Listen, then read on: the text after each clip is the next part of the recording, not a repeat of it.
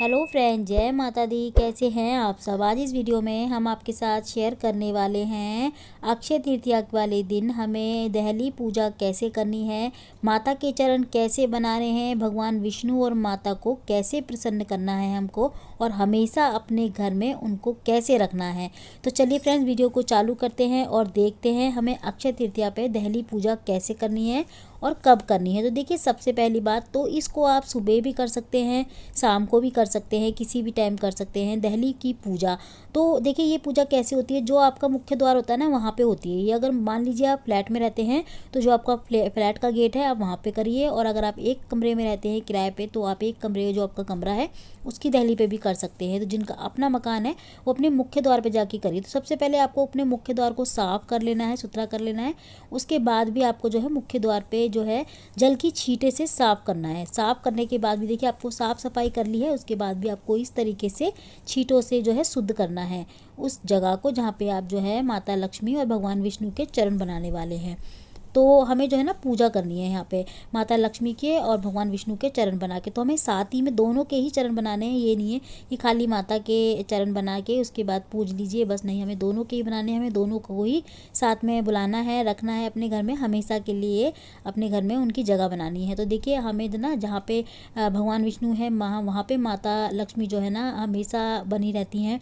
और मान लीजिए अगर माता लक्ष्मी अकेली हैं तो अकेले चरण बनाए हैं, तो माता लक्ष्मी कहीं भी अकेली नहीं रुकती हैं, हमेशा चली जाती हैं जहाँ पे अकेली आती हैं। तो देखिए, भगवान विष्णु के साथ आएंगी तो वो हमेशा बनी रहेंगी आपके घर में। तो आपको साथ ही में भगवान विष्णु के भी चरण बनाने हैं यहाँ पे। तो देखिए, यहाँ पे सबसे पहले मैंने गेरू से ना उस जगह को लीप लिया है जहाँ पे हमें चरण बनाने हैं भगवान विष्णु के और माता लक्ष्मी के।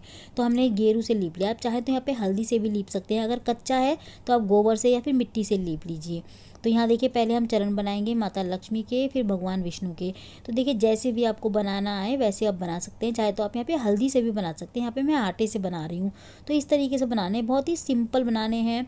तो यहाँ देखिए, मैंने बना लिए हैं दोनों के चरण, भगवान विष्णु और माता लक्ष्मी के चरण बना लिए हैं। अब हमें इन्हें पूजना कैसे है, तो देखिए, जैसे कि मैंने बताया आपको, ये मुख्य द्वार पर बनेंगे। आप चाहे तो पूरी दहली को जो है ना इस तरीके से लीप सकते हैं, चाहे तो थोड़ी सी जगह पे लीप लीजिए। लेकिन इस चीज़ का आपको एक चीज़ का खास ध्यान रखना है कि इस पे आपको ना 5 से 6 घंटे ऐसे ही छोड़ना है, चाहे आप सुबह करें या शाम को करें। और इन चरणों पे ना किसी के पैर नहीं पड़ने चाहिए, बस इस चीज़ का आपको खास ध्यान रखना है। चरणों के ऊपर किसी के पैर नहीं पड़ने चाहिए जब तक ये हैं।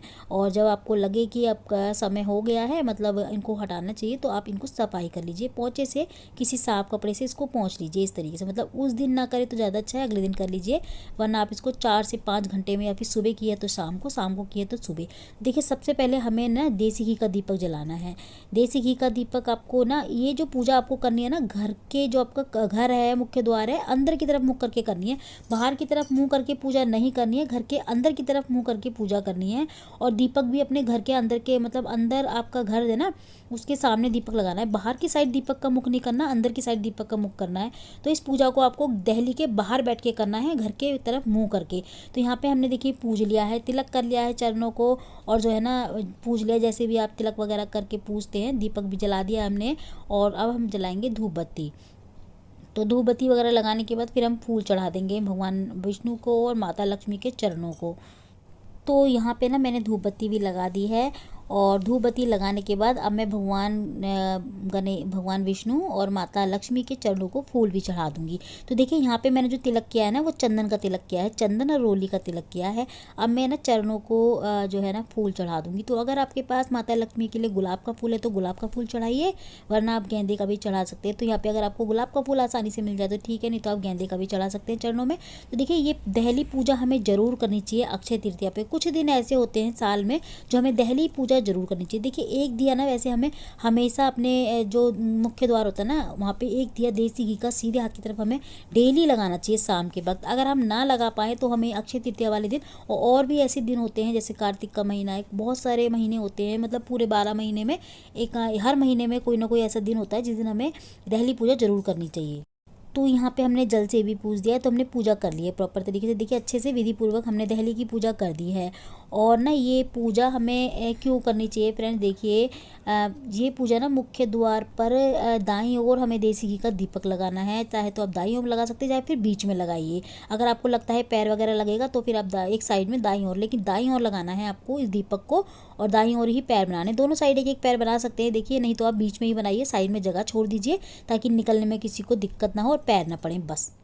फ्रेंड्स, शास्त्रों में ऐसा कहा जाता है कि जो व्यक्ति अक्षय तृतीया वाले दिन माता लक्ष्मी और भगवान विष्णु के चरण बना के अपनी देहली पे उनको पूजता है, विधि पूर्वक पूजा करता है सच्चे मन से, देवी लक्ष्मी प्रसन्न होके उस व्यक्ति के पास हमेशा रहती है, उस व्यक्ति के घर से कभी नहीं जाती है, हमेशा उसी के घर में अपना स्थान बनाए रखती हैं और धन धान्य की कोई कमी नहीं होने देती उस व्यक्ति के घर में। तो माता लक्ष्मी और भगवान विष्णु के चरण बना के अक्षय तृतीया वाले दिन आप जरूर पूजें, चाहे तो सुबह भी कर सकते हैं या फिर शाम को भी कर सकते हैं। तो आज की वीडियो आपको हमारी कैसी लगी, अच्छी लगी तो लाइक ज़रूर करिएगा। मैं मिलती हूँ अगली वीडियो में। जय माता दी।